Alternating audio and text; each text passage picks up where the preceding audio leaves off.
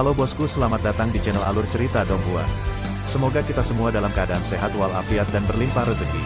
Saat ini Mimin ingin membagikan kembali alur cerita dari film Donghua, Legend of Martial Immortal, dan Mimin ingin mengingatkan bahwa konten ini full spoiler. Sebelum menonton jangan lupa subscribe, like dan komen ya. Oh ya, jangan lupa aktifkan juga notifikasinya biar nggak ketinggalan video terbaru. Tanpa basa-basi berlama-lama selanjutnya, yuk kita langsung saja dengarkan cerita terbarunya. Episode 1651 Menantu Perempuan, seseorang memukuli saya. Saat Ye Chen kembali ke Sekte Heng Yue, hari sudah subuh. Begitu sampai di kaki puncak Yunfei, dia melihat Xiong Er Natuo berdiri di atas batu yang dikelilingi orang. Lihat, ini adalah batu asal. Xiong Er memegang sepotong batu asal, menyemprotkan ludah bintang yang berterbangan di seluruh langit. Uang dari surga dan segudang domain masih lebih indah, dan lebih berharga daripada Lingxi. Para murid di bawah melihatnya dengan mata berbinar. Tunggu sebentar. Saat Xiong Er berkata, dia melompat dari batu asal, memutar tubuh gemuknya, dan berlari menuju Ye Chen. Ye Chen, yang hendak naik ke puncak Yunfei, diseret di tempat. Setelah menyelesaikan pekerjaannya, Xiong Er mendorong Ye Chen ke tanah dan memukulinya, membuat mata semua murid menjadi lurus. Aku akan pergi ke nenekmu, kamu sangat sakit. Ye Chen mengutuk, tidak tahu mengapa Xiong Er memukulinya. Jarang melihat bahwa kamu lebih lemah dariku, jadi aku harus memukulmu. Xiong Er mengendarai tubuh Ye Chen dan memberinya pukulan. Singkatnya, Ye Chen, yang hampir muntah darah, pantas dipukuli jika aku lemah.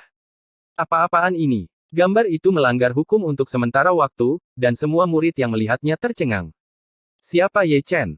Pada saat ini, didorong ke tanah oleh Tuo dan dipukuli dengan kejam, pemandangan ini, hanya dengan melihatnya, sangat segar.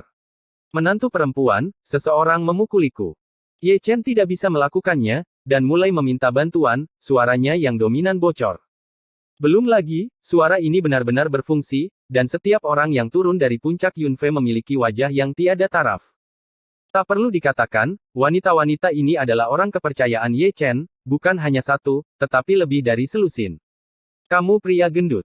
Melihat pemandangan ini, semua gadis menyingsingkan lengan baju mereka dan mengepung Xiong Er di tempat. Jeritan segera terdengar, dan gambar itu agak tak tertahankan untuk dilihat. Menantu perempuan, seseorang memukulku. Xiong Er juga melolong. Kamu pantas mendapatkannya, kata Tang Ruxuan. Ayo, aku akan datang. Ye Chen masuk ke kerumunan. Tidak mudah bagi benjolan untuk keluar, jadi dia diseret ke kerumunan lagi, dan tanpa mengucapkan sepatah kata pun, itu adalah pukulan bagus lainnya. Semua gadis tidak menggunakan tangan mereka dengan ringan atau enteng, mereka menendang langsung dengan kaki mereka, jenis tendangan yang mengenai orang cacat dan membunuh mereka. Jeritan itu menghilang di beberapa titik, dan Ye Chen meluruskan kerahnya, dengan kata besar, "Suang," terukir di wajahnya. Kakak ipar, kamu di rumah. Semua gadis memutar mata mereka, dan kalimat, menantu perempuan, sebelumnya sangat menyanjung. Maaf. Ye Chen terkekeh. Hati nurani langit dan bumi, saya dibuat cemas sebelumnya, jadi saya membuat kalimat seperti itu dengan linglung, orang baik, saya mendapat banyak suara. Ayo pergi. Gadis-gadis itu terkikik, dan berjalan mendaki gunung dengan Ye Chen di lengan mereka, masing-masing berjalan dengan anggun, tersenyum seperti bunga. Setelah mereka pergi, semua murid mengelilingi mereka dari segala arah. Benjolan Xiong Er, tanpa penampakan manusia, benar-benar telah menjadi gumpalan, dikatakan sebagai manusia, tetapi menempel di tanah seperti daging cincang. Semua orang menggerakkan mulut mereka, merasa kedinginan. Fakta telah membuktikan bahwa lebih baik tidak main-main dengan Tuan Ye Chen. Tidak apa-apa untuk main-main dengannya, tapi jangan main-main dengan geng istrinya. Kelas bijak King Yishuyer, meskipun semuanya tampan, juga sangat kuat dan kejam. Di puncak Yunfei, ada tawa, dan semua gadis masih cekikikan mendengar suara menantu mereka, seolah makan madu, itu sangat manis. Adapun Ye Chen, dia sudah mencari pohon besar, dan mengeluarkan buku tanpa kata, dan orang yang membenamkan kepalanya saat membacanya disebut serius. Jika Si Yun dan yang lainnya meninggalkannya di sini, mereka pasti akan berkumpul di sekelilingnya dan mengkritiknya. Banyak sekali menantu cantik yang tidak bermain, tapi membaca ayam, Basu, jangan gunakan untukku, buang masa mudamu, buang hidupmu. Ye Chen terpesona dengan membacanya, meskipun tidak ada kata-kata dalam buku itu membuatnya tertarik, membaca juga merupakan pencerahan, jalan dari segala sesuatu. Bukan tanpa alasan Jining Suang menjadi kutu buku. Buku surgawi tanpa kata memang memiliki tempat misteriusnya, dan selalu ada semacam daoyun misterius yang berkeliaran di buku itu. Tataplah baik-baik, ada kata-kata di buku itu, dan setiap kata adalah Tao. Dia duduk sepanjang hari sampai malam tiba. Gadis-gadis itu datang beberapa kali, dan mereka semua terkejut ketika melihat halaman tanpa kata-kata buku ini sangat aneh. Mengetahui bahwa Ye Chen sedang mempelajari dan mencerahkan Tao, tidak ada yang mengganggunya. Sekelompok wanita cantik masuk akal, dan mereka masing-masing menemukan tempat untuk berlatih meditasi. Pemandangan Yun Feng sangat indah. Sudah larut malam sebelum dia meletakkan buku itu, sedikit mengernyit. Bukan karena saya lelah membaca, tetapi api peri di lautan pil bergetar hebat, semacam getaran yang disebut kemarahan. Ye Chen dapat dengan jelas menangkap emosi Xian Huo, dan segera menyipitkan matanya, melihat sekeliling, dia selalu merasa seseorang sedang menatapnya. Namun, dia tidak melihat adanya kelainan, dan tidak ada perbedaan di tempat mata peri bersentuhan, yang agak aneh. Xian Huo terdiam, tergantung di lautan pil, tidak bergerak. Baru saat itulah Ye Chen menutup matanya dan membenamkan kepalanya di buku itu lagi. Tidak ada yang bisa dikatakan sepanjang malam, dan dalam sekejap mata, matahari bersinar terang. Murid yang rajin dari Sekte Heng Yue sudah duduk bersila di atas batu. Sumber asli Gritchu telah dihidupkan kembali, diserap dari surga, tidak lagi ditekan, dan keseluruhan ranah Heng Yue Zong membaik. Di puncak Yun Fei, Ye Chen, yang terkubur dalam bukunya, akhirnya mengangkat kepalanya. Begitu dia masuk, dia melihat semua gadis mengelilinginya dengan rapi, semua menatapnya dengan ekspresi aneh. Bagaimana situasinya? Ye Chen tertegun, dengan ekspresi bingung di wajahnya. Mengapa rambutmu beruban? Semua gadis berkata satu demi satu. Apakah itu putih? Ye Chen mengeluarkan cermin, hanya untuk melihat dirinya di cermin, dengan rambut hitam panjang, seputih salju. Melihatnya, diri di cermin berangsur-angsur menjadi ilusi hingga menjadi tidak terlihat dan tidak bisa lagi memantulkannya. Dia mengerutkan kening lagi, wajahnya tidak terlihat di cermin, dan dia tidak tahu mengapa, Zhou Tian jelas terhapus. Aku telah melihat Raja Rakyat. Ketika dia sedang berpikir, suara salam dari semua wanita membuatnya tanpa sadar melihat ke satu sisi. Raja manusia datang, dengan tangan di tangannya, berjalan seperti pencuri, sangat celaka, tidak seperti raja manusia. Aku pernah melihatmu, senior. Ye Chen juga bangkit dan membungkukkan tangannya. Tidak menarik untuk melihat ke cermin lebih sedikit di masa depan. Ren Wang melangkah maju, meraih cermin di tangan Ye Chen, dan membuangnya tanpa bekas. Senior, mengapa saya tidak terlihat di cermin? Tidak ada alasan, ayolah, mari kita ubah. Raja manusia menarik Ye Chen dan langsung pergi ke paviliun Yuling, kali ini dia bertindak dengan penuh semangat. Gadis-gadis itu bingung dan mengikuti, tetapi mereka terhalang dari pintu. Di dalam ruangan, Ye Chen berdiri di sana, tetapi Raja Ren menyentuh dagunya dan mengitarinya, bergumam. Senior, katakan padaku apa yang harus kamu katakan. Ye Chen terbatuk datar. Pernahkah kamu melihatnya sebelumnya? Ren Wang mengeluarkan sebuah gulungan dari tangannya, membentangkannya, dan meletakkannya di depan Ye Chen. Gulungan gambar itu dinamis, menunjukkan dunia berwarna darah, atau bisa dikatakan sebagai medan perang kuno, dengan banyak senjata rusak dimasukkan secara miring, mayat berserakan di lapangan, dan darah mengalir ke sungai. Selain itu, ada punggung, setinggi gunung, mengenakan baju besi, memegang pedang patah, berjalan terhuyung-huyung, memantulkan cahaya miring hari kiamat, bergerak maju dengan susah payah. Ye Chen menyipitkan matanya sejenak, dan merasa akrab, seolah-olah dia pernah melihatnya di suatu tempat sebelumnya. Dari mana Anda mendapatkan gulungan gambar ini, senior? Untuk menyimpulkan gambar ini, saya telah mengalami bencana. Deraja mengambil gulungan gambar, katakan saja, apakah kamu pernah melihatnya sebelumnya? Sepertinya pernah melihatnya, tapi sepertinya aku belum pernah melihatnya sebelumnya. Kata Ye Chen. Jika kamu telah melihatnya, kamu telah melihatnya. Jika kamu belum melihatnya, kamu belum melihatnya. Aku belum melihatnya. Ye Chen menggelengkan kepalanya, langit dan segudang domain sangat besar, ada kekacauan terus-menerus, dan ada terlalu banyak medan perang. Jangan kalah dariku. Ye Chen tertawa datar. Itu bukan matamu. Raja manusia meringkuk bibirnya dan menatap perut bagian bawah Ye Chen. Xianyan, ikut aku. Xian Huo mematuhi panggilan itu, dan terbang keluar seperti sinar cahaya peri. Ye Chen ingin memarahinya, bagian depan adalah mata peri, dan bagian belakang adalah api peri, kamu datang jauh-jauh ke sini untuk merebut bayiku. Tidak apa-apa untuk membaca lebih lanjut. Ren Wang menepuk pundak Ye Chen, dan berjalan keluar dengan tangan di tangannya, dengan postur yang sangat dingin. Aku punya sesuatu untuk ditanyakan. Ye Chen mengejarnya, tetapi pria Wang itu sudah menghilang dalam sekejap mata. Tunggu dengan ketenangan pikiran. Segera akan ada kejutan, mungkin itu akan menjadi ajalmu. Raja segala raja menghilang, dan hanya suara berkabut yang turun ke 9 surga. Episode 1652 memanggil kakek. Kejutan. Doom. Gumam Ye Chen, tidak tahu dari mana yang disebut kejutan dan malapetaka itu berasal. Kejutan. Doom. Semua gadis bergumam pelan, penuh kekhawatiran, mengharapkan kejutan, bukan malapetaka. Ayo, teruskan. Ketika orang banyak bergumam, ada keributan, semuanya menggertak. Ye Chen mengumpulkan pikirannya dan melihat ke arah pintu masuk puncak Yunfei. Itu adalah sekelompok orang, dipimpin oleh 9 tubuh Tao-nya. Setelah 9 tubuh Tao, ada pria dan wanita, tua dan muda, jumlahnya ribuan, dan ada banyak kebisingan. Ye Chen tampak tercengang, dan sudut mulutnya berkedut. Jelas, ini adalah anggota keluarga dari 9 badan Dao. Ini baru 300 tahun, dan beberapa barang ini benar-benar dapat dibuat, jika anak cucu banyak, efisiensinya biasanya tidak tinggi. Selain itu, menantu perempuan Jiuzun Taois yang cantik pada dasarnya semuanya memiliki perut bagian bawah yang bengkak, dan mereka dapat mengetahui bahwa mereka hamil secara sekilas. Benar-benar berdedikasi. Ye Chen memiliki ekspresi yang berarti di wajahnya. Pergi, panggil kakek.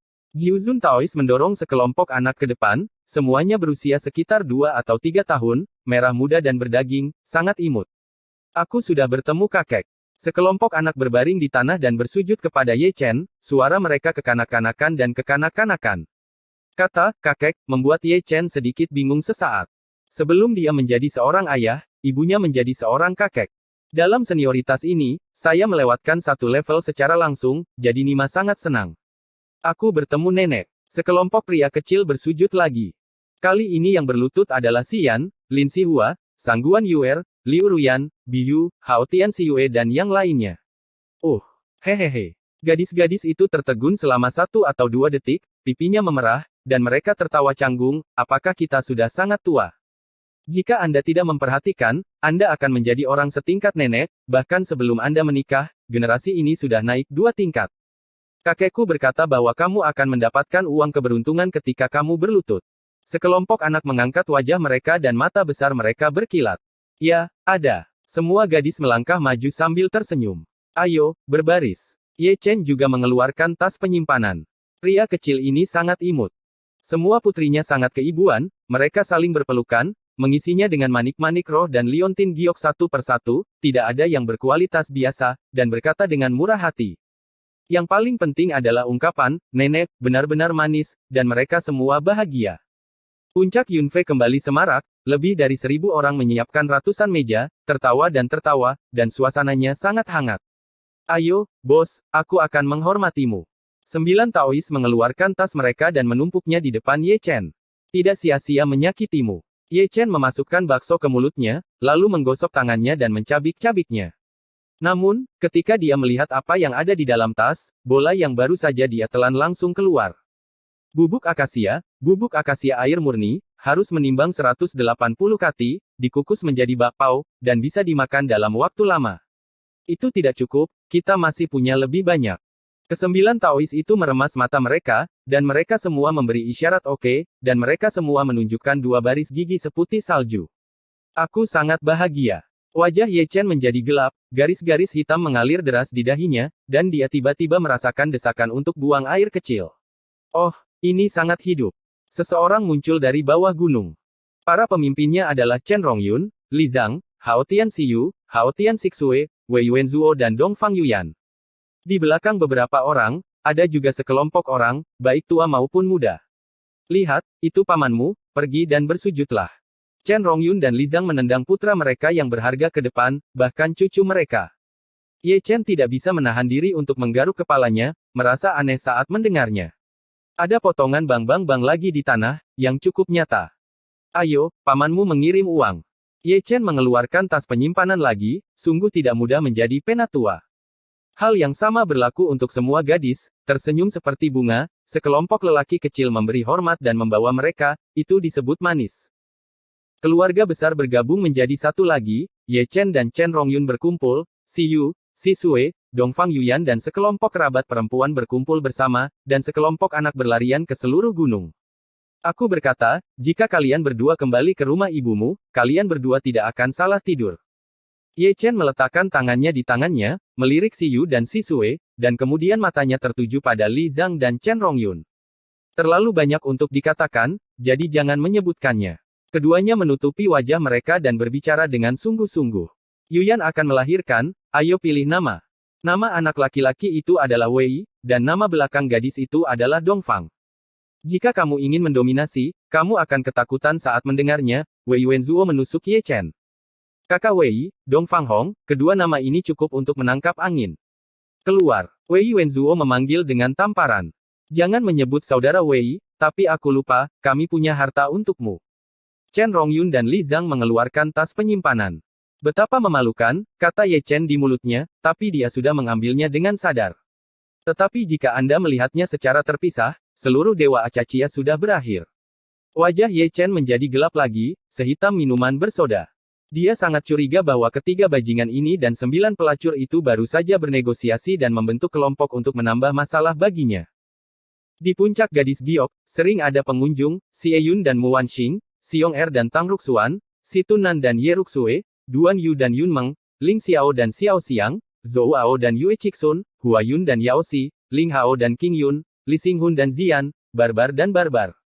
Mereka semua berpasangan, dan kurang lebih mengikuti junior mereka sendiri di belakang mereka, senioritas Ye Chen naik lagi dalam sekejap.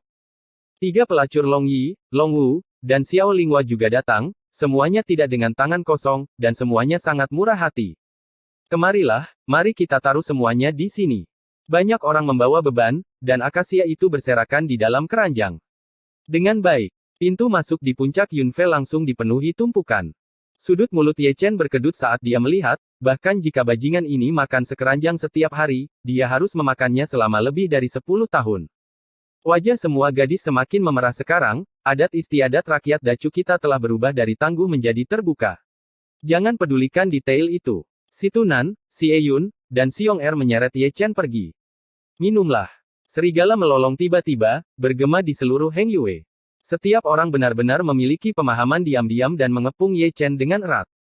Ini seperti adegan memberi makan pengantin pria setelah menikah, yang tanpa mangkuk, yang menuangkan sampai mati, mencoba meminum Ye Chen menjadi idiot. Setelah generasi muda, ada generasi yang lebih tua, seperti Wu Yataois, Gu Santong, Niu Sisan, Tai Zhenzen, Wu Sanpao. Senioritas individu-individu ini umumnya tidak tinggi, dan mereka juga membawa juniornya sendiri untuk berdiri bersama. Generasi Ye Chen langsung diturunkan, dari kakek menjadi cucu, dan cicit. Perlu disebutkan bahwa ketika orang datang berkunjung, mereka tidak datang dengan tangan kosong, mereka semua membawa hadiah, dan mereka sangat murah hati. Melihat dari kejauhan, puncak Yunfe penuh dengan orang, dan di kaki gunung, ada keranjang dan keranjang dari semua akasia ibunya yang berserakan.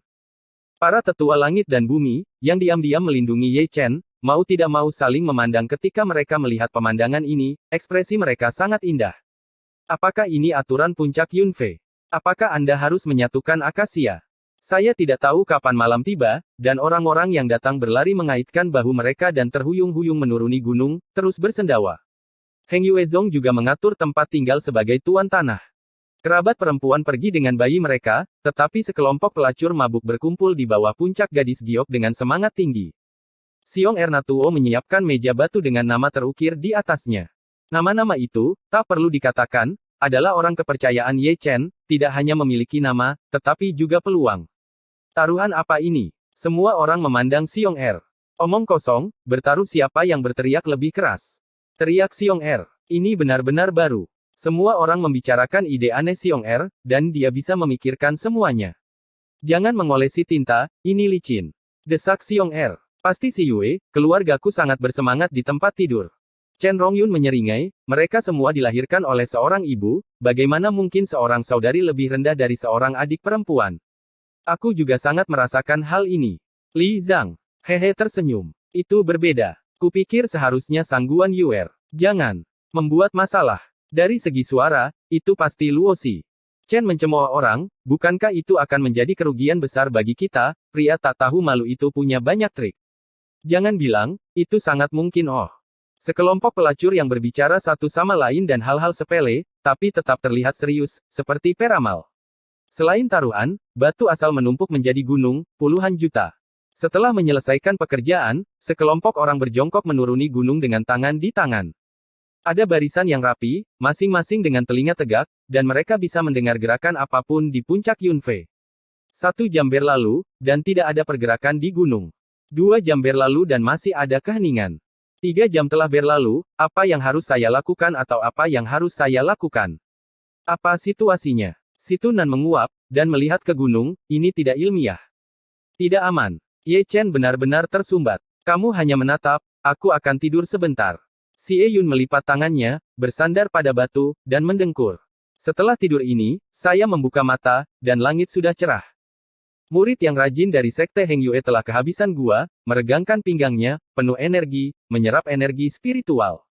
Melewati puncak Yunfe, semua murid terkejut. Untuk apa ini sekelompok besar orang mengangkat kepala mereka dan menatap puncak Yunfe dengan penuh semangat?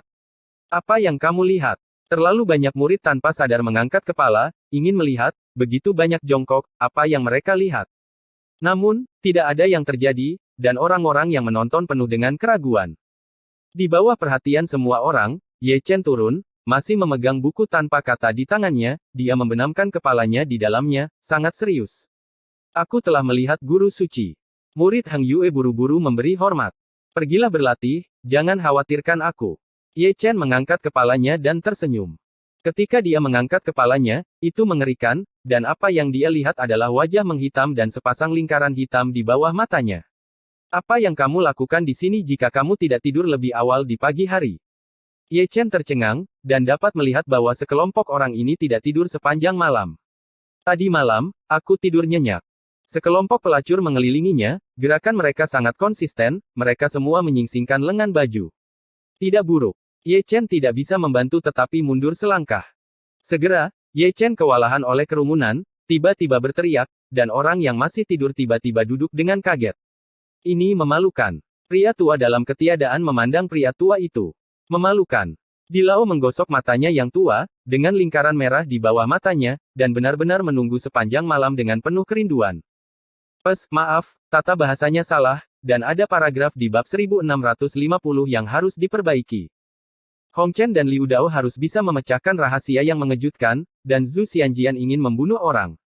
Ye Chen merenung, itu bisa aku tidak melawan Liu Dao Hong Chen, itu sebabnya aku mengalihkan target dan membidikmu, dan aku ingin memukul mereka dengan kematianmu. Berubah menjadi dunia manusia dan 6 cara harus bisa memecahkan rahasia yang mengejutkan itu, dan pedang dewa ingin membunuh orang, itu tidak bisa melawan dunia manusia, jadi target transfer ditujukan padamu, dan aku ingin memukul mereka dengan kematianmu. Latar belakang penulis telah diperbaiki, dan perlu ditinjau sebelum dapat ditampilkan dengan benar. Episode 1653 Suku Nugan. Ye Chen dipukuli, dengan jejak kaki di sekujur tubuhnya, itu sangat menyedihkan. Pelacur itu pergi, mengutuk dan mengutuk, ini hari yang sangat buruk, mereka menunggu sepanjang malam, tetapi mereka tidak menunggu apapun. Sebelum pergi, mereka pada dasarnya akan melihat Ye Chen dengan wajah gelap, dan kemudian wajah Xiong Er dengan garis-garis hitam. Tidak ada yang terjadi di puncak Yunfe tadi malam, semua taruhan kalah, dan semuanya jatuh ke tangan bangkir Xiong Er yang membunuh ribuan pisau. Lebih baik kamu memperlakukanku lebih baik. Xiong Er berjongkok di tanah, menepuk Ye Chen, dan tersenyum tanpa malu. Lagi pula, bajingan ini melarikan diri, takut Ye Chen akan berkata lagi, istri, seseorang memukuliku. Saya masih ingat lusa, wanita cantik itu hampir dipukuli sampai mati olehnya, dan membayanginya, bahkan memikirkannya saja menakutkan. Namun, malam ini tidak sia-sia, sebagai bangkir taruhan, dia adalah pemenang terbesar, menghasilkan lebih dari 10 juta origin seton. Sekelompok murid membantu Ye Chen, dan mereka benar-benar merasa kasihan pada guru suci mereka, yang dipukuli 2 kali dalam 3 hari. Bodoh, apa kalian semua sangat sakit? Setelah bangun, Ye Chen melolong dengan dominan, dan kacau tanpa tahu mengapa, dan sekelompok pelacur masih membencinya. Tidak ada yang menanggapi teriakan Ye Chen, dan para pelacur itu sudah berbaring di tempat tidur, tidur nyenyak, sangat lelah. Wajah Ye Chen sangat gelap, dan dia terlatih-tatih mendaki gunung. Saya ingin mencari tempat untuk belajar dan mempelajari kitab suci surgawi, tetapi siapa yang mengira hal seperti itu akan keluar pagi-pagi sekali. Sebuah lelucon datang dan pergi dengan cepat, dan Heng Yuezong jatuh ke dalam kedamaian masa lalu, dan semuanya teratur. Ye Chen hanya tinggal di gunung, membenamkan dirinya dalam memahami kitab suci surgawi. Gadis-gadis itu juga bebas, berkumpul bersama untuk mempelajari ramuan awet muda, dan sesekali melirik bubuk akasia yang menumpuk. Jika Anda makan terlalu banyak, Anda akan mati. Itu adalah malam yang tenang lagi, dan semuanya diam. Di puncak Yunfei, seberkas cahaya peri membubung ke langit. Ye Chen telah maju, ketika dia tenggelam dalam membaca buku tanpa kata, dia menerobos dari alam kehampaan ke alam kehampaan. Dia masih duduk bersila di bawah pohon kuno, meletakkan buku tanpa kata, mengeluarkan cermin kecil, dan memandangnya dengan tatapan kosong. Cermin itu terang dan dapat memantulkan segala sesuatu, tetapi tidak dapat memantulkan wujud manusianya, seolah-olah dia tidak ada di dunia. Saya harus mengerti. Saya masih orang mati, mengembara di dunia dalam bentuk orang hidup. Ye Chen menertawakan dirinya sendiri, berpikir dengan tenang, dan menebak akar penyebabnya. Ada kesedihan kuno dalam senyumannya. Meskipun dia tidak tahu kekuatan magis apa yang digunakan Raja Manusia untuk membuatnya tetap hidup seperti ini, namun nasibnya pada akhirnya akan berakhir. Dia tidak bisa lepas dari malapetaka ini, debu kemana dia pergi. Dia diam-diam menatap langit berbintang, tetapi tidak bisa melihat bintang takdirnya. Di dunia ini, tidak ada jejak dirinya, seperti cermin yang tidak bisa memantulkan wajahnya, semuanya palsu. Dia telah lama meremehkan hidup dan mati, kematian tidak mengerikan, yang mengerikan adalah banyak keinginan yang telah lama disayangi tidak dapat dipenuhi sebelum kematian. Keadaan pikirannya halus, nirwana dalam hidup dan mati, tenang dalam perjuangan, dan menyentuh jalan lain. Alam Netherworld Realm menerobos lagi, dan tiba-tiba menerobos ke kuasa Heaven Realm, lalu memasuki Heaven Realm. Dengan kecepatan yang begitu tinggi, para tetua langit dan bumi di mata berkabut juga terpana, orang ini pasti sedang nongkrong. Tapi selain terkejut, keduanya tidak bisa menahan nafas. Dalam 3 tahun, tidak peduli level apa yang dia kultivasi, bahkan Kaisar Semu masih tidak dapat melarikan diri dari malapetaka kematian 9 Netherworlds. Dia adalah kaisar paling menakjubkan dari semua dinasti di dinasti Chu besar, tetapi dia juga yang paling tragis, digoda oleh takdir. Dalam keheningan, di kedalaman langit berbintang yang jauh, ribuan kecemerlangan tiba-tiba muncul, dan banyak penglihatan kuno terjalin dan menari bersama. Sepotong langit berbintang itu diwarnai dengan cemerlang, menarik perhatian semua arah. Penglihatan seperti itu lahir dengan garis keturunan di langit. Yang lebih aneh lagi adalah terlalu banyak bintang mati di langit berbintang, sehingga mereka lebih marah, dan tumbuhan berhamburan dari tanah. Penglihatan seperti itu, putra bumi. Kedua tetua langit dan bumi saling memandang, seolah-olah mereka mengenali jenis darah apa yang lahir, itu benar-benar menantang surga. Era ini terlalu luar biasa. Di gerbang Tianxuan, Dong Huang Taixin juga menonton, bergumam pelan. Putra bumi, yang darahnya selaras dengan semua makhluk hidup, di tanah Dacu, ada satu patung sebelum tahun-tahun tanpa akhir. Pada saat itu, lebih awal dari masa Kaisar Chu, setelah kematiannya, darah dan tulang berevolusi menjadi urat spiritual bumi, yang ditemukan oleh generasi selanjutnya. Di masa lalu, Xuanzong dari Great Chu berpisah, dan Zheng Yangzong mendirikan sekte di urat spiritual bumi, dan kekuatannya melampaui 2 sekte lainnya. Karena pembuluh darah spiritual bumi, sebelum Ye Chen dan keluarga Hao Tian mengeluarkan sebab dan akibat, semuanya adalah kebetulan. Kelahiran putra bumi menandakan tren emas lainnya. Kaisar Bulan berbisik, juga melihat ke atas dari langit. Mungkin ini bencana. Kaisar Chu menarik napas dalam-dalam, matanya penuh dengan langit dan bumi, dan ada ekspresi khawatir. Bawa anak itu ke sini, perintah Dong Huang Taixin. Jangan pergi sekarang. Suara berkabut turun ke Jeoyu, dan Dewa Pedang Surga terwujud, dengan pakaian putih dan rambut putih seperti makhluk abadi yang diasingkan. Ketika aku pergi, aku dibawa pergi, kata Dewa Pedang. Kecepatanmu nomor 1 di surga, apakah ada yang lebih cepat darimu? Kaisar yang terkejut, sedikit tidak bisa dipercaya. Langit dan segudang alam begitu luas, dan ada begitu banyak generasi Crouching Tiger, Hidden Dragon. Dewa Pedang tersenyum dan menggelengkan kepalanya, aku tidak bisa menemukan aura itu, tapi aku hanya tahu bahwa dia adalah seorang orang yang menembus langit dan bumi. Kata-kata Dewa Pedang jatuh. Kemudian saya mendengar ledakan mengejutkan yang mengguncang langit, dan suara itu datang dari wilayah selatan benua Xuan Huang. Keluarga besar lainnya dibuka segelnya, dan itu bukan hanya satu. Di wilayah selatan, 3 gunung peri besar jatuh tanpa urutan tertentu, dan sangat luas, dengan atmosfer biadab menyebar melintasi hutan belantara. Jika Anda melihat lebih dekat, Anda tahu klan apa itu adalah klan Baqi, klan Feng Diao, dan klan Senpang, yang kekuatannya menghancurkan bumi. Aku sudah lama menunggumu. Raja Perang menginjak langit dan langsung pergi ke Xuan Huang, memegang kapak pembuka langit, dan dia sangat mendominasi. 8 kaisar lainnya juga seperti lampu abadi. Setiap kaisar membawa tentara kaisar yang ekstrim, dan langit serta alam yang tak terhitung jumlahnya bergetar. 9 kaisar prajurit tidak boleh meninggalkan Dacu terlalu lama, semuanya, santai saja.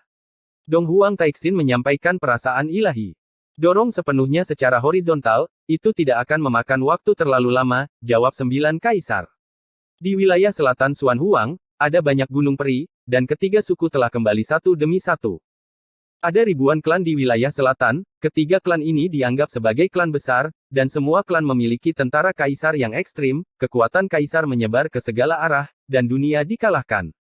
Saya tidak punya keluarga. Di kota kuno Kunlun, Kuiniu dan yang lainnya dalam keadaan putus asa, mereka hanya ingin memarahi ibu mereka, dan perut mereka sakit karena menunggu. Hanya 3 klan yang telah dibuka segelnya. Si Fang memandang wilayah selatan dari jauh. Tanpa kecuali, mereka semua adalah musuh tubuh suci. Akankah 9 orang yang tak tertandingi dan kejam di pengadilan surgawi Chu Agung membunuh? Gelombang lain. Di tengah diskusi, Kaisar Baki berteriak dengan marah, dengan niat membunuh yang dingin, menusuk sampai ke tulang. Siapa itu? Siapa yang membunuh putraku? Kaisar Feng Diao juga sangat marah, dan Kaisar Jidao menyebarkan keagungannya dengan tidak hati-hati ke seluruh dunia. Siapa itu? Siapa yang membunuh putraku? Kaisar Shenpeng berdiri di langit, dan Raja datang ke langit, dan teriakan marahnya bergema di langit. Lolongan kerajaan dari ketiga keluarga itu keras, tetapi leluhur dari ketiga keluarga itu mengerutkan kening, menatap Misty, dan merasakan keberadaan yang kuat. 9 kaisar terwujud, berbaris dalam satu baris, mengalahkan 8 kehancuran. 3 ras utama semuanya terkejut, dan leluhur juga mundur, 9. 9 kaisar semu, 9. 9 tentara kaisar ekstrim. Memproklamirkan diri selama 100 tahun, baru saja kembali, dan melihat pertempuran ini. Apakah sesuatu terjadi pada surga setelah pergi tahun-tahun ini? Ketiga keluarga itu gemetar dan membuka penghalang pelindung. Mereka juga takut dengan barisan seperti itu, dan kekuatan tempur absolut mereka menekannya. Izinkan saya mengatakannya saja. 9 orang Dacu yang kejam pasti akan datang. Para biksu dari segala arah berkumpul bersama dan melihat ke wilayah selatan dari kejauhan. Kali ini, akan ada segunung mayat dan sungai darah. Siapa yang harus disalahkan untuk ini? Mereka semua dicari oleh ribuan orang di masa lalu. Mereka semua luar biasa. Untuk mengejar tubuh suci, mereka juga memindahkan 9 prajurit kaisar, 9 kaisar, dan seterusnya. Hormati kuasi kaisar, orang kuat yang tak terhitung jumlahnya. Karma akan memiliki hadiahnya sendiri. Saya hanya dapat mengatakan bahwa mereka kembali pada waktu yang tidak tepat, jika semua ras di sana, 9 orang yang kejam juga harus menimbangnya, lagi pula, semua ras bukan vegetarian. Selanjutnya, 9 kaisar bergerak, 9 orang dalam kelompok 3 dan 3, satu tim bergegas ke suku Baki, satu tim bergegas ke suku Shenpeng, dan tim lain bergegas ke suku Shenpeng. Pertempuran itu memang besar. Segera, terdengar raungan, dan ketiga klan diserang terlepas dari perintahnya. Meskipun penghalang pelindungnya kuat, itu hampir tidak bisa menghentikan pemboman gabungan dari 3 tentara kaisar, itu hanya hiasan. Kamu dan aku tidak memiliki keluhan atau permusuhan, kamu terlalu banyak menipu orang. Nenek moyang dari 3 klan meraung dengan marah, dan mengambil alih tentara kaisar mereka sendiri. Ye Chen. The Great Chun Nine Emperors hanya mengungkapkan nama ini. Kamu Chen. Patriark dari 3 klan membeku sesaat, matanya menjadi menonjol, dan murid-muridnya menyusut karenanya. Berbicara tentang 2 kata lebih baik daripada penjelasan yang tak terhitung jumlahnya, dan secara diam-diam dipahami bahwa 9 orang kejam ini datang untuk membalaskan dendam Ye Chen. Tapi mereka kaget dengan identitas Ye Chen, ada 9 kuasa kaisar, menahan 9 tentara kaisar ekstrim untuk membantunya. Pada saat ini, betapapun bodohnya orang, mereka masih bisa memikirkan betapa menakutkannya identitas Ye Chen, dan keberadaan seperti apa yang telah mereka provokasi. Perubahan seperti itu membuat orang lengah. Dia membunuh pangeran klan kita, keluhan dan keluhan diselesaikan, kamu benar-benar ingin mati selamanya. Nenek moyang ketiga klan berteriak dengan marah. 9 kaisar diam, dan mereka melakukannya dengan lebih ganas, dan tidak ada yang memiliki belas kasihan. Tulang dari ketiga klan telah menjadi gunung, dan darahnya juga telah menyatu menjadi sungai. Penindasan kekuatan tempur mutlak, ini adalah pembantaian sepihak. Jadi bagaimana jika ada tentara kaisar yang menjaga mereka? Kami juga memiliki tentara kaisar yang ekstrim, 9 dari mereka, 3 lawan 1, kami akan membunuhmu. Langit di wilayah selatan tertutup kabut darah dan menjadi berdarah. Para penonton ketakutan, ini lebih menakutkan daripada kehancuran 4 klan sebelumnya, 9 kaisar menyapu sepanjang jalan, tidak ada yang bisa menghentikan mereka. Penaklukan tanpa ketegangan, akan ada hasil tanpa ketegangan. Ketiga klan semuanya musnah, tidak peduli apakah mereka leluhur atau murid, mereka menjadi jiwa yang mati di bawah prestise kaisar. Pada saat kematian, orang-orang dari ketiga klan itu mengutuk. Siapa yang kamu tegur? Karena dia memarahi pangerannya sendiri, jika mereka tidak memprovokasi Ye Chen, seluruh keluarga tidak akan terlibat. Warisan cara kaisar. Tahun tanpa akhir, satu gerakan musnah. Sebagai keturunan kaisar, wajah apa yang dia miliki untuk bertemu leluhurnya, dan wajah apa yang dia miliki untuk melihat leluhur klan. 3 klan dihancurkan, tidak ada yang melarikan diri, hanya tentara kaisar dari 3 klan yang melarikan diri jauh, 9 kaisar tidak dapat menghentikannya, dan tidak mungkin menghentikannya. Pertarungan yang menghancurkan dunia, ayo cepat, ayo lebih cepat lagi. Dari awal perang hingga penghancuran ketiga klan, butuh waktu kurang dari setengah jam, kecepatan ini membuat Xuan Huang gemetar ketakutan. Beberapa orang diam-diam berdoa agar semua suku di wilayah selatan dibebaskan, mereka akan membentuk kelompok dan kembali bersama. Jika tidak, 1, 2 atau 3 ras pasti tidak akan bisa menghentikan serangan tak tertandingi dari 9 kaisar. Ke-9 orang itu terlalu kejam, dan mereka semua membawa tentara kaisar yang ekstrim. Episode 1654 Fosil. Di puncak gadis giok, Ye Chen berdiri di puncak, melihat ke atas dengan tenang. Meskipun Dacu jauh dari Xuan Huang, dia masih bisa menangkap fluktuasi yang mengejutkan, dan pasti ada beberapa perubahan. Benua Xuan Huang, tanah suci para biksu, telah mewarisi terlalu banyak warisan kuno, sejak zaman kuno telah menjadi tempat yang benar dan salah. Selain itu, darah berdenyut, itu adalah sinar darah dari pembuluh darah spiritual bumi, dan sangat aktif saat ini. Dia tahu bahwa itu adalah darah putra bumi. Ini membuat matanya menjadi gelap. Fluktuasi aneh lainnya di kedalaman langit berbintang kemarin jelas tidak sederhana. Apalagi pasti berhubungan dengan putra bumi yang legendaris, dan darahnya selaras dengan semua makhluk hidup, yang terlalu luar biasa. Mungkinkah putra bumi lahir kemarin? Ye Chen menggosok dagunya, menebak dalam hati, jika memang begitu, era ini akan terlalu hidup. Terdengar suara menggertak, dan Xiong Er Natuo memanjat naik gunung. 3 klan apa? Ye Chen menatap Xiong Er dengan curiga. 9 pemimpin Chu besar kita telah pergi ke Xuan Huang lagi. Membawa 9 tentara kaisar, suku Baqi, Shen Peng, dan Feng Diao baru saja dibuka segelnya, dan mereka telah diberi pekerjaan yang baik. Meskipun saya tidak melihat dalam hal itu, saya dapat membayangkan bahwa adegan itu pasti luar biasa. Dalam hal kekuatan, itu harus menjadi 9 kaisar keluarga kita. Kami Dacu tidak mudah diganggu karena kami sangat lemah. Kata Xiong Er, berbaring di tanah dengan seluruh tubuhnya, mengeluarkan labu anggur, dan menuangkannya ke orang mati. Tidak heran ada gerakan sebesar itu. Ye Chen bergumam pada dirinya sendiri, matanya berkedip-kedip karena khawatir. Kesempatan Gritchu ditutupi oleh 9 tentara kaisar telah pergi untuk waktu yang lama, dan kemungkinan besar iblis surgawi akan menemukan lokasi yang tepat. 9 kaisar mengambil beberapa risiko kali ini, jika iblis surgawi benar-benar memanfaatkan celah, itu akan lebih dari sekadar malapetaka. Dia tidak ingin mengalami bencana 300 tahun yang lalu lagi. Menyaksikan sanak saudara dan teman lama berjatuhan satu persatu, rasa sakit itu masih segar dalam ingatanku, menusuk hati. Ayo, katakan padaku, apakah kamu benar-benar ingin melakukannya atau tidak? Xiong Er menusuk Ye Chen, tersenyum tanpa malu. Apakah kamu ingin melakukannya? Pikiran Ye Chen terputus, ekspresinya bingung, dan dia bingung dengan apa yang dia katakan. Jangan berpura-pura bodoh. Xiong Er mengedipkan mata dan meringis, begitu banyak pesta bahagia, begitu banyak menantu perempuan yang cantik. Mendengar ini, Ye Chen mengangkat alisnya dan melirik ke atas dan ke bawah benjolan, apakah kamu berjudi lagi kemarin? Kalau begitu aku harus bertaruh siapa yang paling berisik, dan aku akan memenangkan lebih dari 10 juta saat ini selesai. Xiong Er menyeringai. Biarkan aku mengatakannya. Aku tidak akan dipukuli tanpa alasan. Lain kali hal seperti ini terjadi, beritahu kami sebelumnya, kami bahkan merampok uangku. Xiong Er sebelum selesai berbicara, Ye Chen melolong. Sialan! Teriak Xiong Er, menoleh dan lari, menantu perempuan Ye Chen tidak terlalu spontan. Namun, dia berlari agak terlalu lambat. Gadis-gadis itu sudah tiba, dan masing-masing dari mereka menyingsingkan lengan baju mereka. Kamu lagi. Aku tidak memukulnya, aku tidak mencuri uangnya. Xiong Er hampir menangis ketakutan, dan terus mundur. Tidak masalah apakah kamu memukul atau tidak. Semua gadis bergegas maju. Xiong Er berlutut dan tercengang oleh tamparan itu. Seluruh karakter besar, Ban-Ban, tertahan di tanah, dan dia langsung pingsan. Melihat ini, Ye Chen berlari, memasukkan tangannya ke selangkangan Xiong Er, dan mengambil tas penyimpanan dari dalam. Sudut mulut gadis-gadis itu ditarik saat mereka menonton, tas penyimpanan ini disembunyikan dengan sangat baik. Ye Chen sangat tidak bermoral, dia mengambil tas penyimpanan pribadi, dan bahkan menggeledah harta Xiong Er. Setelah menyelesaikan seluruh proses, dia membuang gumpalan itu dari puncak Yunfei. Dengan kultivasi tingkat sucinya, dia pasti tidak akan bisa jatuh sampai mati.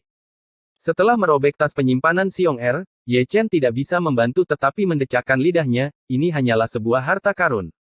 Inspeksi visual, ketika saya berada di pengadilan surgawi Xuan Huang, orang ini tidak kalah rakusnya. Ye Chen berjongkok di tanah, mengambil harta, sambil bergumam, tidak banyak harta pada umumnya. Dia mengenal Xiong Er terlalu baik, dan dia suka memasukkan barang-barang ke selangkangannya ketika dia tidak melakukan apa-apa. Tas penyimpanan ini cukup besar. Sebelumnya di Xuan Huang, Xiong Er diberi kekuatan untuk mengelola bisnis, dan dia menerima aliran batu asal setiap hari. Tidak heran dia tidak serakah, tetapi hari ini dia mengambil alih. Senang sekali memiliki beberapa wanita cantik yang tangguh. Ye Chen terkekeh, menyelamatkan dirinya dari pukulan sesekali. Menantu perempuan tidak dipanggil untuk apa-apa. Xian berlari, melingkarkan lengannya di leher Ye Chen dari belakang, menekan dadanya ke punggung Ye Chen, dan berkata dengan senyum lembut, apakah itu lembut? Oke, Ye. Chen masih mencari harta karun di kipas uang. Aku akan tidur denganmu malam ini, yang tidak memakai pakaian. Dengan tubuh kecilmu, aku takut membunuh seseorang. Ye Chen memegang manik roh dan melihatnya di bawah sinar matahari. Singkatnya, semua gadis terhibur. Xian terlihat seperti seorang gadis, memang. Itu benar-benar tidak cocok untuk hal semacam itu. Suara bisikan. Xian tidak menganggapnya serius, itu bisa lebih besar. Yo, apakah mereka semua ada di sana? Tawa lelaki tua itu tiba-tiba terdengar, dan seorang lelaki tua mendarat di puncak gunung, yang merupakan tebing. Aku pernah melihatmu, senior. Semua gadis tahu bagaimana bersikap sopan, dan buru-buru membungkukkan tangan untuk memberi hormat. Ini adalah anggota Tian Xuanmen. Tidak terlalu banyak etiket. Fuya melambaikan tangannya dengan santai, dengan mata tua, tapi dia melihat sekeliling ke puncak Yunfei, dan dia bisa melihat tumpukan keranjang bubuk akasia. Berapa lama waktu yang dibutuhkan untuk makan? Fuya bergumam, akasia dacu sudah habis, dan mungkin tertinggal di sini. Setelah selesai berbicara, dia mengelus dagunya dan mengarahkan ke tas penyimpanan di tangan Ye Chen. Ada banyak, dan masih banyak batu origin. Ye Chen dengan cepat menyimpannya, dan memasukkannya ke dalam pelukannya, takut Fuya akan diculik olehnya, dan dia belum menghangatkannya. Aku tidak merampokmu. Fuya memberi Ye Chen tatapan kosong. Senior datang jauh-jauh ke sini, dia pasti punya sesuatu untuk dibicarakan dengan junior. Ye Chen terbatuk dan tertawa. Tentu saja ada yang harus dilakukan. Fuya tersenyum, Tian Xuanmen telah membuka dunia rahasia, dan ingin memilih orang untuk berlatih. Tampaknya, banyak orang dari Heng Yue saya telah dipilih. Mereka semua adalah dalam daftar. Fuya menatap gadis-gadis itu. Tidak, Ye Chen. Gadis-gadis itu bertanya ragu-ragu. Sang Dewi punya pengaturan lain. Fuya membelai janggutnya. Kalau begitu kita tidak akan pergi. Semua gadis berkata satu demi satu, karena ini adalah dunia rahasia, begitu mereka masuk, Tuhan tahu kapan mereka akan keluar, yang ingin mereka lakukan lebih banyak adalah terus menemani Ye Chen. Inilah yang dimaksud dengan 9 kaisar. Fuya sedikit tersenyum. Pergi, tentu saja. Ye Chen tersenyum dan setuju atas nama gadis-gadis itu, alam rahasia Tian Xuanmen jelas merupakan sebuah kesempatan. Kamu bisa pergi, tetapi jika kamu keluar dari alam rahasia, kamu akan menikah dengan kami. Mata gadis-gadis itu penuh kelembutan menatap Ye Chen. Oke. Ye Chen tersenyum dan menjawab dengan sederhana. Kamu harus menepati janjimu. Semua gadis tersenyum manis. Itu dia, ayo pergi sekarang, lelaki tua itu harus pergi ke tempat lain untuk menjemput orang. Fuya melambaikan tangannya, membawa semua gadis ke suatu tempat, berbalik dan pergi, menghilang. Fuya datang dan pergi dengan cepat, membawa semua gadis pergi, dan puncak Yunfei yang besar menjadi kosong dalam sekejap. Ye Chen melambaikan tangannya, pasti merupakan keberuntungan bagi semua gadis untuk pergi, dan ketika mereka kembali, mereka juga akan berubah menjadi nirvana. Adapun dia, tidak masalah apakah dia pergi atau tidak. Masih kalimat yang sama, bahkan jika dia berkultivasi ke Kaisar Zun, jadi apa, dia masih tidak bisa lepas dari kematian 3 tahun, tidak ada bedanya.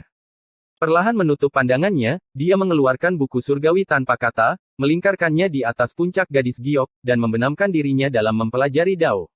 Pada hari ini, terlalu banyak orang dari Great Chu dibawa pergi. Keturunan Kaisar dan 5 raja dari Great Chu semuanya sangat berbakat tanpa kecuali. Langit berangsur-angsur menjadi gelap, hari memudar, dan malam tiba.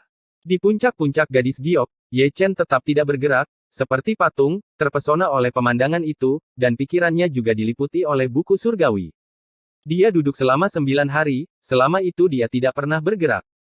Baru pada hari ke-10, ketika dia tenggelam dalam membaca, terjadi perubahan yang aneh. Rambut putihnya yang tergerai berubah menjadi batu dengan kecepatan yang terlihat dengan mata telanjang. Selanjutnya, kepala, lengan, kakinya, dan bahkan kitab suci tanpa kata di tangannya semuanya berubah menjadi batu. Saat ini, dia tidak lagi seperti patung, dia adalah patung, dibuat dengan luar biasa, digambarkan seperti aslinya. Di bawah sinar bulan, patung batu itu masih bersinar, dan untaian cahaya bintang bercampur, menyeduh esensi, dan batu yang tertutup itu menyilaukan. Bagaimana ini bisa terjadi? Para tetua langit dan bumi, yang diam-diam melindunginya, menggosok mata tua mereka, berpikir bahwa mereka salah membaca. Tapi melihatnya lagi, daging dan darah Ye Chen benar-benar berubah menjadi batu, membuat kepalanya terkubur di dalam buku. Terkejut, keduanya turun dari ketiadaan, berputar-putar di sekitar Ye Chen, dan terkadang tidak bisa menahan diri untuk mengetuk 2 kali.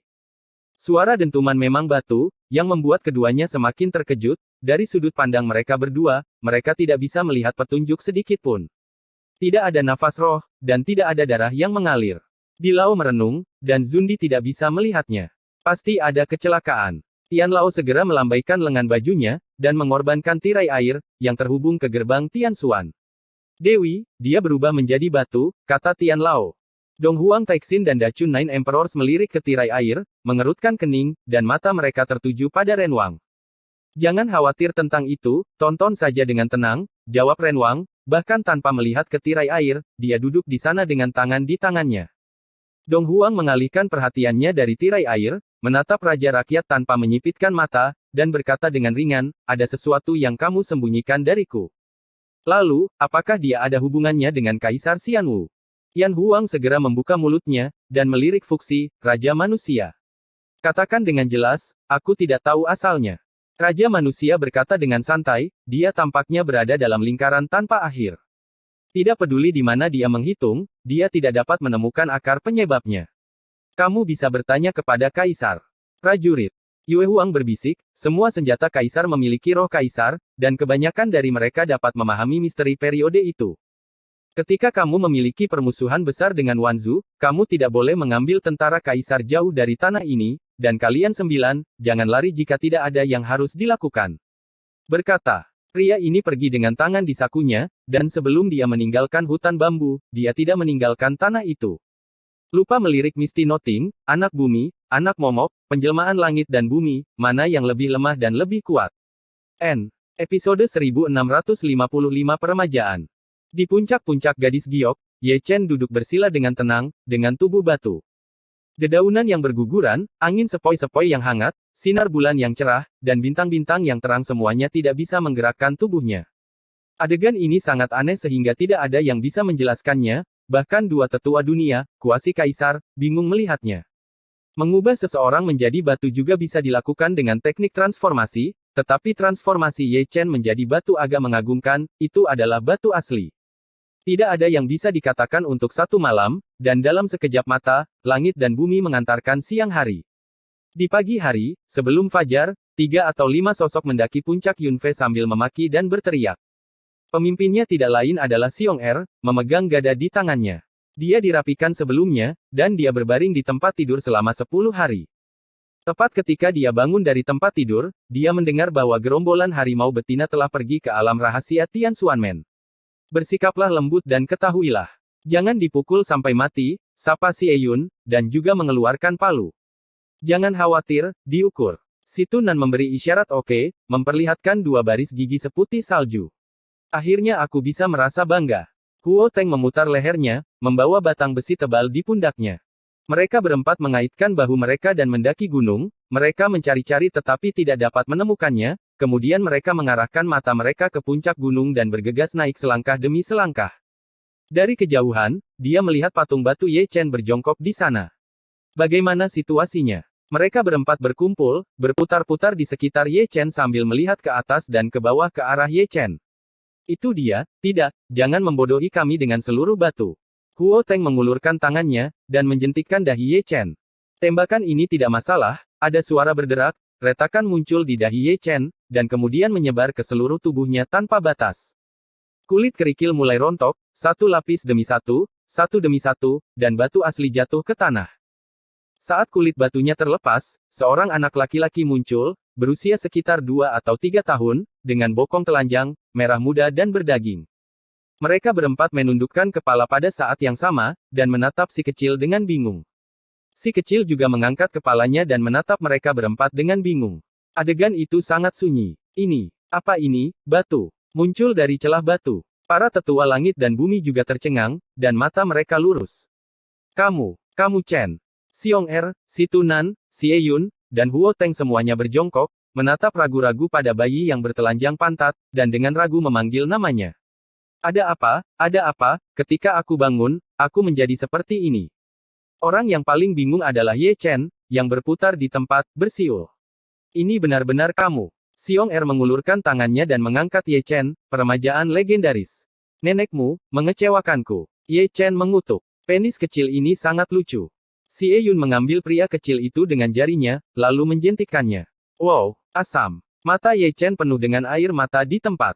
Dewi, dia melompat keluar dari celah batu. Para tetua langit dan bumi menawarkan tirai air lagi dan menghubungkan Tian Xuanmen.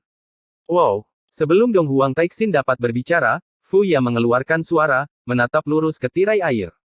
Melihat Dong Huang Taixin lagi, dia tidak sehat, ekspresinya luar biasa, mulut gioknya sedikit terbuka, dan terkadang dia berkedut 2 kali. Ekspresi Kaisar Sembilan Cu besar mungkin tidak begitu normal, dan keadaan pikiran Kaisar Semu juga terinspirasi oleh penampilan Ye Chen. Apakah itu dia? Apakah Ye Chen yang pernah membantai Kaisar? Lihat, itu kontol kecil. Ren Wang meletakkan tangannya di tangannya, dan dia masih tidak lupa untuk tersenyum mesum pada Yue Huang. Kaisar Bulan menoleh ke samping, percikan api berbinar di matanya yang indah, apa yang perlu kamu katakan? Apakah ini kejutan yang kamu bicarakan? Zan Wang melirik Ren Wang, dengan garis hitam menjalar di dahinya, selalu ingin memukul seseorang. Tidak. Ren Wang menggelengkan kepalanya dengan tangan di tangannya. Kenapa dia seperti ini? Tai Wang mengerutkan kening. Dia lahir di nirwana oleh kehidupan dari fosil, dan sisa umurnya dapat dihitung dalam beberapa hari. Raja manusia mengangkat bahunya tanpa sadar. Apakah ini kejutan? Fu Ya menggaruk kepalanya. Aku tidak bilang itu kejutan. Ren Wang merentangkan tangannya. Lalu apa maksudmu dengan apa yang disebut kejutan? Wajah semua orang menjadi gelap, dan mereka selalu ingin membentuk kelompok untuk mengalahkan orang ini. Orang tua itu menghitung, kota tanpa air mata akan segera datang. Kota tanpa air mata. Semua orang mengangkat alis dan saling memandang. Cusuan atau Culing berada di kota tanpa air mata memang merupakan kejutan yang menyenangkan baginya. Dong Huang Taixin menghela nafas. Ini mungkin malapetaka. Moon Emperor menggelengkan kepalanya dan tersenyum. Kejutannya sendiri, ajalnya sendiri. Raja mengeluarkan kendi, kamu tidak perlu menunggu keajaiban terjadi. Saya katakan dia akan hidup selama 3 tahun, tidak lebih dari sehari. Tian Wanyu. Bahkan kamu berhutang nyawa padanya, kamu tidak sedih sama sekali. Kamu masih membuat komentar sarkastik. Dong Huang Taixin menendang pot anggur Raja Manusia. Nasib berada dalam siklus tanpa akhir. Aku tidak bisa menyelamatkannya, tapi itu tidak berarti dia tidak akan menyelamatkan dirinya sendiri. Raja mengeluarkan kendi lain, nirvana aslinya adalah kematian, 6 reinkarnasi. 6 reinkarnasi. Semua orang mengerutkan kening, tidak tahu misterinya. Kata-kata raja terlalu halus, Dacu tidak memiliki reinkarnasi, jika Ye Chen mati, dia benar-benar mati, dapatkah dia bereinkarnasi? Tapi kata-kata pelacur ini membangkitkan rasa ingin tahu mereka, raja yang malang selalu memiliki banyak kata-kata aneh. Kamu menendang kendi milikku, dan aku akan mengingatnya untukmu. Ketika kamu dan Jian Fei Dao menikah, aku akan menyimpulkan adegan 2 kamar pengantinmu dan melelangnya. Jangan lupa untuk mengintimidasi Dong Huang Taixin. Dewi, bisakah kamu menanggungnya? Lagi pula, aku tidak tahan. Fuya memasukkan tongkat besi ke tangan Dong Huang Taixin. Dong Huang Taixin tidak mengatakan sepatah kata pun, dan keluar dengan tongkat besi di tangannya. Segera, jeritan hantu dan serigala datang kembali. Semua orang menemukan tempat yang nyaman, menyeduh sepoci teh yang enak, dan mendengarkan jeritan yang mendominasi, dan merasa sangat nyaman. Tian Xuanmen hidup di sini, dan Heng Yuezong bahkan lebih hidup. Xiong Ersi dan yang lainnya telah mengundang Ye Chen turun dari puncak Yunfei, lebih tepatnya, mereka seharusnya membawanya turun. Di tempat paling mencolok dari Sekte Heng Yue, sebuah platform batu didirikan, dan mereka berempat mengalahkan Ye Chen, yang terlihat seperti berusia 2 atau 3 tahun, di sana. Jalang, biarkan aku pergi. Wajah Ye Chen sangat gelap, dan dia mengutuk sekeras mungkin, suaranya masih kekanak-kanakan. Kemarilah. Datang dan lihat. Ye Chen telah diremajakan. Pemukulan gong dan genderang terdengar keras, dan lolongan keempat orang itu bahkan lebih keras lagi. Pagi-pagi sekali, tetua dan murid Sekte Heng Yue bergegas turun dari puncak gunung, menciptakan kegelapan yang pekat. Ketika mereka melihat Ye Chen, semua orang terkejut. Benar-benar meremajakan. Long Yi dan Long Wu berlari sambil menyentuh kepala botak mereka, dan dengan sadar mengeluarkan pisau cukur. Kontol kecil ini benar-benar kontol kecil. Xiao Linghua juga melompat, menggosok tangannya, dan hendak menjentikannya. Ya ampun, apakah ini paman? Gong Xiao Tianer, Cao Yu, Wang Biao, dan Robo Zi semuanya mengikuti. Apa yang terjadi? Liu Yi, Ni Feng dan yang lainnya naik ke atas panggung, menendang Long Yi dan Long Wu, dan juga membalikkan Xiao Linghua. Gong Xiaotian dan yang lainnya juga tersapu dengan tamparan. Ye Chen akhirnya dilepaskan, dengan ekspresi tanpa cinta dalam hidupnya. Siapa dia? Tubuh suci kuno, penguasa suci surga, Kaisar Chu, pria kejam yang pernah membantai kaisar, sekarang pantatnya telanjang di depan umum, dan ketenarannya telah musnah. Ini harus difoto, itu sepadan dengan uang lama. Xie Yun dan yang lainnya mengeluarkan memori spar dan bersiap untuk menggosok satu per satu. Mu Wanxing, Ye Ruxue, Tang Ruxuan dan yang lainnya melangkah maju dan menendang mereka keluar, mereka belum pernah melihat bajingan seperti itu. Cener, apa yang kamu? Yang Ding Tian, Daoxuan, Su Fu dan orang tua lainnya mengepung Ye Chen. Begitu aku bangun, akan seperti ini. Ye Chen hampir menangis, ayo, bawa aku ke Tian Xuanmen dan bicara dengan seseorang. Jangan pergi, Sang Dewi sudah tahu. Kata-kata selanjutnya, nadanya agak aneh. Dan kemudian, Ye Chen mengangkat kepalanya. Kemudian, Raja Manusia kacau. Para tetua langit dan bumi benar-benar mengupil, dan mereka sangat bahagia. Kerja bagus. Untuk beberapa alasan, para murid dan tetua Sekte Heng Yue menunjukkan ekspresi yang berarti. Bawa aku kembali ke puncak Yunfei, aku ingin diam. Ye Chen menggosok alisnya, dia tidak pernah setakut ini selama bertahun-tahun. Liu Yi membawa Ye Chen bersamanya dan bergoyang ke puncak Yunfei. Yang Ding Tian dan sekelompok orang tuanya menatap Xie Yun dan yang lainnya dengan wajah gelap, tidak peduli berapa banyak kamu berani membuat masalah, kamu akan terlihat baik, dan jangan menyebarkan masalah ini keluar, tutup mulut saja. Itu kamu, tutup mulut. Xie Yun, Si Tunan dan yang lainnya menepuk Xiong Er.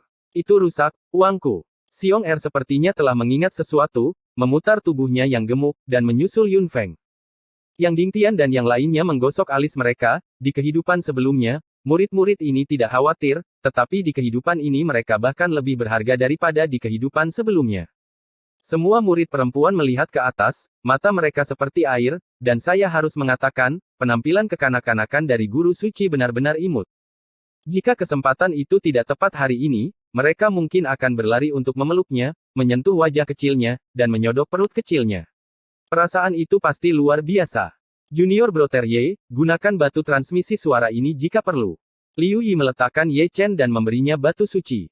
Terima kasih, kakak senior. Ye Chen mengambilnya, memang benar dia diremajakan, bahkan kultivasinya, belum lagi bentuk aslinya, dia hanya anak biasa.